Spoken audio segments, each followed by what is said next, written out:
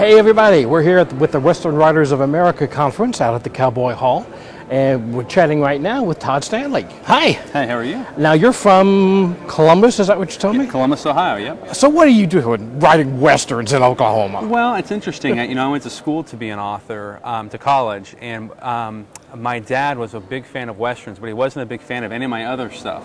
Oh. So I started writing westerns on an old kind of Underwood type typewriter that I got at an antique store just for my dad.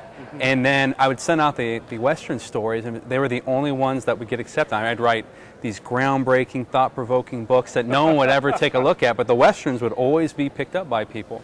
So eventually I wrote enough of these stories to put them together as an entire book, and that's how I started. And since then I've written another book involving the same character, and just I've really enjoyed it. I'm also a history teacher, 5th and 6th graders from Columbus, so I'm always teaching my students that history is kind of not written in stone. Myths get made and different things, and so this book kind of is my way also of trying to teach that, where how the myths of the West kind of get created rather than being actual facts. Okay. So, and let's see, what book can you tell me about? It's called The Real True Tales of Joseph McGuff. Oh, now I would say any Western that's got real true in the title must be fiction. That's right, exactly. So, and I always like the Clint Eastwood Man with No Name Westerns, so I had the narrator with no name. So the narrator is actually the town drunk. He's never ever named, and he tells the true stories of this infamous gunslinger, Joseph McGuff, and what you kind of get is a play on what the legend of him and the actual true story. So if he shoots one person, suddenly the newspapers report he shot 10. So it kind of makes a play on the myth of the West. Yeah, it's a nice way to look at that. When legend becomes truth, print the legend thing that goes on there. Exactly. Well, are you working on another book now? I always have a few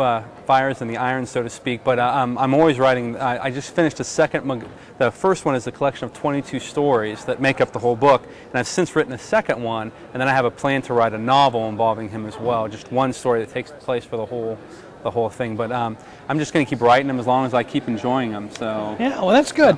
Now, speaking of enjoying them, do your students read your books? I do have students that I've read. I've taught everything from 3rd to 12th grade, and I've had 12th graders that I've read them and enjoyed them. I've had some 3rd and 4th graders that have read and enjoyed them.